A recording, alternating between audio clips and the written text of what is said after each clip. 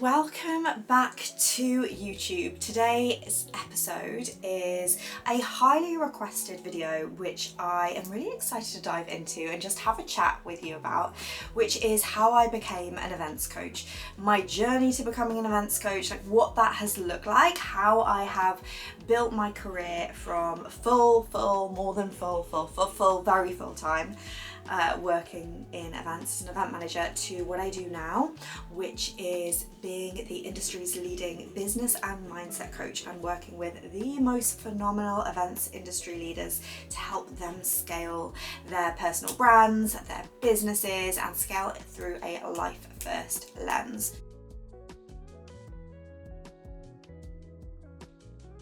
So what that typically looks like now for me is that I work part-time. I predominantly work from home or remotely. I get to travel a lot and take my family with me. I am still a fairly new mum. I have a 20-month-old and I get to spend so much time with him, which I love, and get to really show up in the industry in a different way than how I built my career. So I still get to run events and retreats and VIP days, but it's all for my clients through my business rather than doing it for someone else, for someone else's gain, or for a bigger company or for an agency. And I think it's really important to share the different routes to being an entrepreneur in the events industry and the different career pivots and what that could look like, because I know for some of you watching this, you will be considering like, what could success look like for me if I put more focus on putting life first in the events industry. And look, I love events, I love the industry, I always have, I always will, but I had reached a point where I actually did not want to be running events as my core thing. I knew I still wanted to be involved in the industry, and like right now I have more peace and more presence and more profit indeed in my business and life than I ever have done at any point in my career, but it wasn't always this way. So I want to take you back, talk you through my story, talk about some of the reasons why I've chosen to take this path, some of the reasons that maybe you might feel inspired to take this path, and some of, I guess, like the turning points, the pivotal moments which have got me to where I am, just in case you're nosy or interested or thinking about doing something like this for yourself as well. And I'll share more about how you can actually do that and how you can work with me to do that as well. So I fell into the events industry, which so many people did. I know I'm not the only person that fell into the world of events. I didn't know that events was a career. I went to university in London to study English literature and drama, and performing arts was very much my background. It is what I had kind of always done, apart from having various like hospitality jobs as a teenager. I went to university in London and I loved it so much. It was the best, but I wanted like the London lifestyle.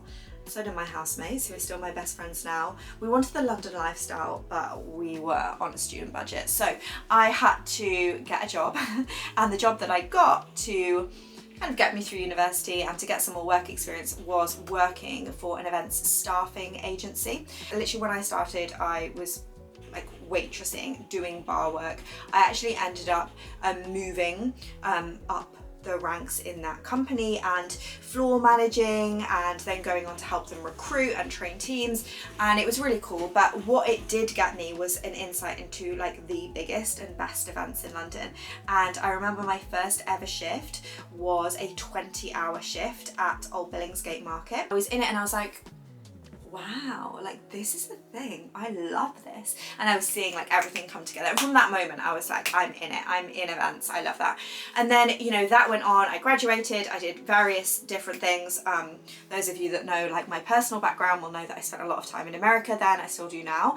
I ended up actually doing Camp America for 3 years. I was performing arts director there. I met my husband, back and forth. Anyway, lots of that, lots of America. So I ended up like rising pretty quickly in my 20s throughout my career in events, and I was so driven. I still am. I was always very, very ambitious back then, as I am now, but I was always chasing the next thing. And I think I was at that point where I had seen, look, if I work hard, I am going to get rewarded for that. I'm going to get cool opportunities, I'm going to get more responsibility, I'm going to get cool jobs. And I did, because I was always the one that would put my hand up, I was always the one that would volunteer, I was always the one that would go the extra mile. And I think there is this thing on, you know, people want to fall into events, and it's very, very easy to fall into the events industry and to get into events. It's very, very difficult to scale and be successful for a long term and have long-term sustainable success in the industry. But I do believe it's a case of kind of earning your stripes. In my mid-20s was doing all of the things. I was going after like every opportunity. I'd had multiple promotions. I had run my first big international event. I think I was like 28 at the time. So I'd like, my first big international event was in Singapore, and that was when I was 28. I was a senior event manager leading a team before I was 30.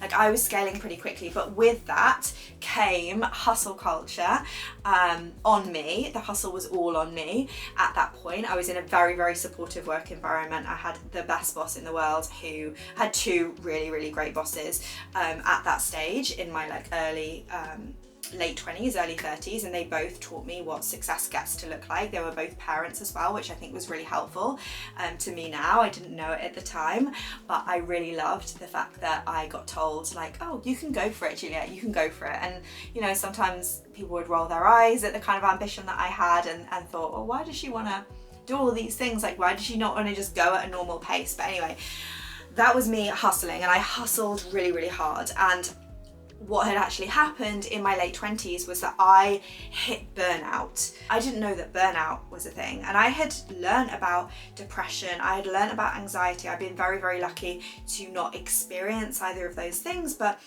I didn't know that burnout was something. I thought it was just, oh, you're just a bit tired. But it hit me like a ton of bricks when someone actually reflected back to me, Juliet, you're burnt out right now, because I was showing up. I had just like fallen out of love with working my job, and all it actually took at that point was a bit of a reset button, and then I was back to it and it was fine. I ended up kind of scaling, and I was in a senior event manager role when 2020 came around. At that point, I had a small team that I line managed. I found myself really moving into like a coach and mentor role for them. And I think this is a big kind of career switch moment that happens with a lot of event professionals. And if you do want to scale your career, you might reach a point where actually you are doing less of the operational on the ground running of the events, and if you want to move through a like head of events, department head role, you actually end up managing more team than you do managing more events. And that's the path that kind of naturally came up for me. I was still running a lot of our flagship conferences and events at the time within the company, but then 2020 hit, and I not only had to support my manager, the director of the department, and you know, the rest of the team to really navigate this whole shift in we were no longer able to run events.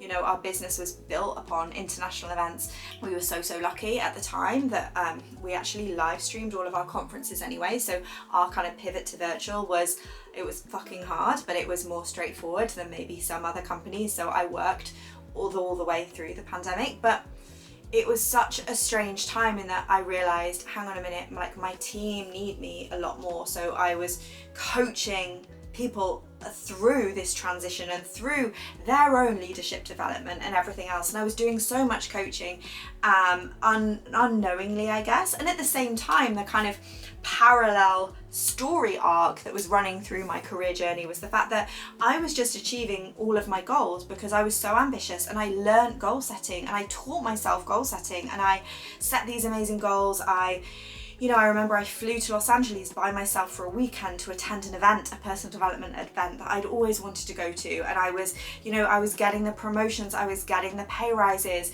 I was, you know, I moved house, and I was just doing these things that I thought I would never be able to do until I realized the power of goal setting and coaching myself. So coaching was just this whole big thing for me. And this was in 2020, and the company that I worked for put myself and a group of other sort of senior people across all areas of the company from different departments through a leadership development program to basically train us up to like department head level. And through that came a coaching certification, an executive coaching certification. So I was kind of just learning so much about coaching, about mentorship.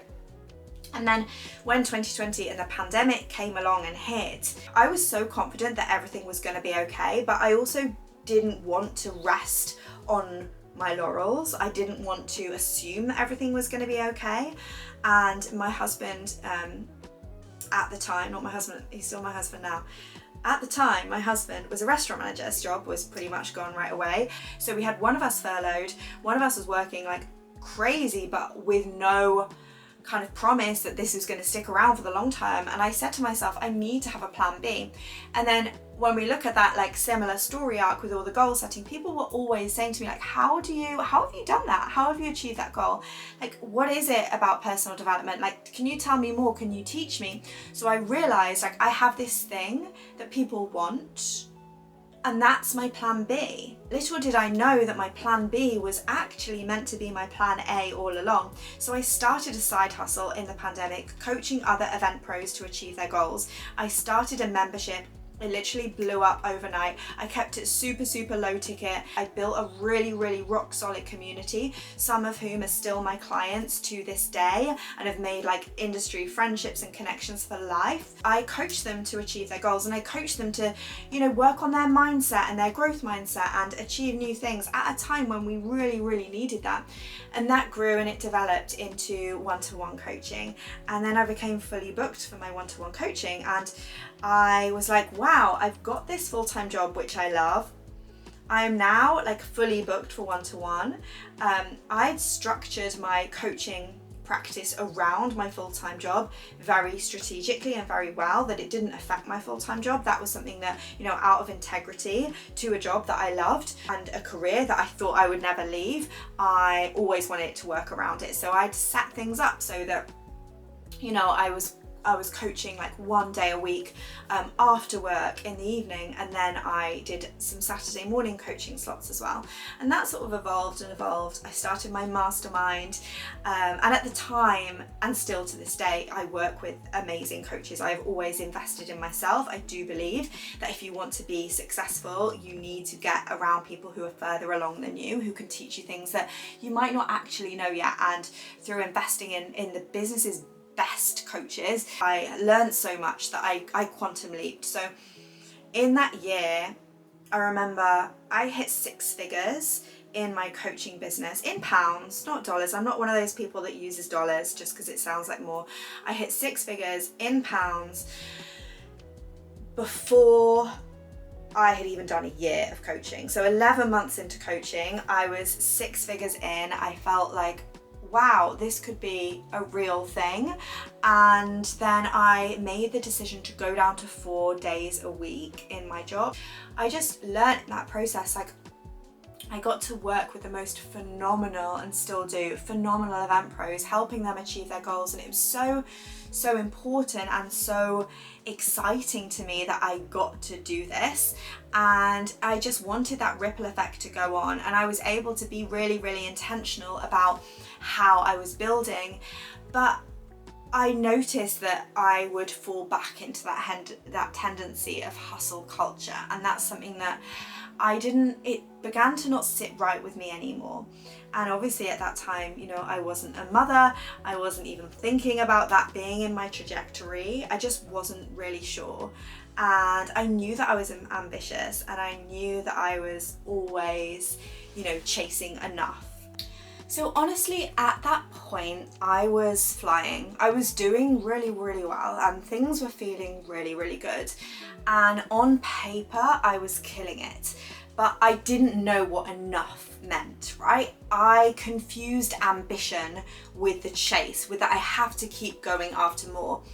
I'd built a business and I built a career, but I was still trapped in this sort of hustle mentality of I have to work more to get more. Like if the work doesn't stop, then the success will stop. And I just knew that there was always that extra thing that I had to do. I also thought that I had to pick one, ambition or motherhood, career or peace, right? I didn't truly believe that the two could coexist. And I found myself building relationships and building friendships in the events industry that were formed on hustle and like just relentless pursuit of goals. And I think that served me for a season. It served me when I was early on in my career, but I'd hit this point where I was actually doing really, really well, but I didn't know how to enjoy that piece of like, oh, you've done it, like you're doing it, like, and you actually hit a point in your events industry career, and I see this happen to so many of my clients, where you're already successful, so you actually don't need to prove anymore, you don't need to over hustle. So I went into what I would say was like my breaking point year, which was 2022. So at the back end of 2021, I got, I'm gonna say like headhunted for what was on paper my dream role. This role was created for me. I was so excited. Like it was a big change from what I was used to, but I was really excited for it. I was going into a 4-day-a-week role. It like honored how I worked in terms of wanting to continue my business and my coaching, and you know, I even got to coach within that role as well. It looked perfect on paper as it started, and you know, I was in that job, and there are moments that I loved and I don't regret a thing, but the cracks started to show. I don't think I've really spoken about this with as much honesty as I'm probably about to share with you right now. I hit breaking point. My self-confidence was on the floor, and yet from the outside looking in, I was killing it. I was working in an environment which very much promoted empowerment, growth and opportunity and positive company culture, and from the inside, none of that was true. What started out as like, oh, I'm just gonna go for it and hustle and hustle and hustle and hustle, turned into actually me not realizing that what I was part of was kind of a toxic culture masked as empowerment. And I stuck with it, right? And I carried on, and I kept putting a band-aid over what was actually a problem, because I've always been such a confident person, and there were moments in that year where I did not know who I was anymore. I was just crushed, and I would get on the train home and like burst into tears, and then come back home, skip dinner and work. It was just constant, and yeah, I had this escape, and my escape was coaching, and my escape was like working with my amazing clients, and having this coaching business saved me at a time where I didn't know that I needed saving, and no one else from the outside would know that I needed saving. And what went on was that I just kind of like broke down in terms of my love for the role that I had. I realized I don't want to work like this. There's different things, red flags popping up that I've always ignored. Everyone's telling me, oh, you're doing so well, you're killing it. There were only really a couple of friends who asked me, like, are you okay? Like, are you really okay, Juliet? And I'm so grateful for them now, because they saw beneath what was happening. Like, they saw that actually it wasn't just like an agency thing. It wasn't just like oh, work hard, whatever. It was actually, it was kind of a lot of layers deeper than that. And anyway, I had a moment with with a family member when I was just talking about how I was feeling, and I kind of broke down, was like, I'm not seeing my family. Like, I'm always the friend that cancels. In fact, some friends just stopped inviting me to things because they knew that I was always the one that was like, oh, you're too busy. And that was a work thing, you know, that was because I was traveling a lot and I was commuting a lot, and my energy was just all like consumed by that, and then I'd boost my energy by coaching my clients.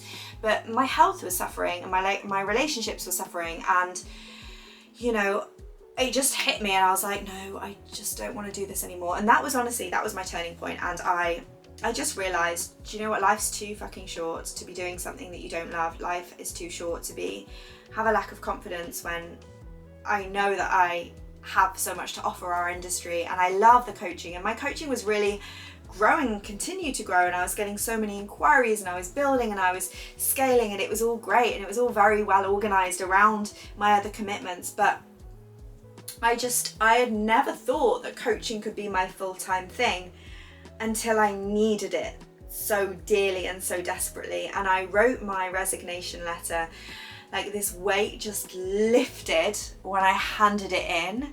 And I had a tough notice period, like I really hustled to get through it. But once I kind of left that, I was like, oh, okay, this is what I was meant to do all along. So little did I know that soon after I went full-time on my own, in fact, less than 10 days after being full-time on my own, I would find out I was pregnant. I'd left agency life for good. I was like, this is it. I'm fully claiming my business and my leadership. I'm ready to do things differently. But then I had this huge turning point where I realized, okay, I don't want to have to choose between being a super present, incredible mom and a wildly ambitious and successful entrepreneur.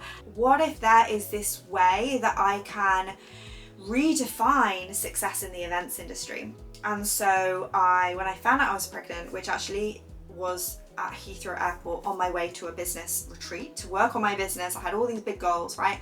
And then I had this wave of intuition. I'm a very intuitive person. Wave of intuition hit me, did a pregnancy test literally in the BA lounge at Heathrow, then got on a 10-hour flight and was like, well, okay, I guess we're working on different things now.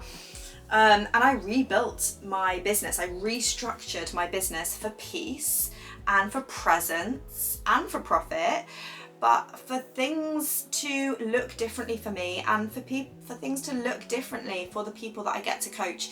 And I realized everything that I want to do, I want to put life first. I want to stop putting life last. And now I coach and mentor in our industry, and I lead differently. You know, I run the retreats that I once needed. I can pour so much into my clients from my own life experience, but help them to redefine success on their terms as well, just like I did. And, you know, I hold space now for the exact people that I once was. And I think that's really special. And that's why I love what I do now and how it's managed to be such a thing for me. I want to talk to you a little bit about why this is so important, because there was honestly a point where I used to think that I would have to leave the events industry altogether to get the life that deep down I wanted. I didn't think that the life I wanted and the success in our industry could coexist. But what I've learned and what I now teach other people is that there is a different way. Your event expertise is your biggest asset, and coaching in the events industry doesn't always mean doing exactly what I do or the way that I've done it, but it's the most empowering skill that you can have, because you can coach yourself, you can coach your team, you can coach everyone around you. Or you can do what I've done, follow my path, you know, have a really sustainable, scalable side hustle in events. And I truly believe that the only way to build a freedom-giving business with flexibility, with profit in our industry is by monetizing your events expertise and becoming a coach. And so many other event pros are kind of waking up to this now. I actually just certified 6 of the industry's brand new events coaches in my program, the Events Coach Certification, and I actually want to invite you in to join the waitlist. So if you've been listening to this like, this kind of sounds interesting, I want to find out more, I'm going to put the waitlist in the comments below, and I want you to jump on it because this could be your turning point. And I'm going to train you. I'm going to give you all of the tools that you need, not to just do generic coaching, but to do coaching which is nuanced and which is important and which speaks to exactly what people in our industry like you and I need to be able to thrive, to be able to scale Life First. And then you can go on, you can take it to coach your team, or you people within your business, you can build a side hustle, or you can make it your full-time thing, just like I've done, just like my new events coach graduates are doing as well. So I would love to welcome you into the Events Coach Certification. It can look like team leadership, freelance mentoring, getting paid for your gifts rather than just jumping on free calls every 5 minutes for people to pick your brain. It's a ripple effect that we're creating, and I would love for you to join us. So please do like and subscribe. It's been amazing to have you here. I'm Juliet Tripp, I'm the events coach, and I will see you back next week for another YouTube video. Make sure you jump on the waitlist to be first to hear when we open the doors for the Events Coach Certification.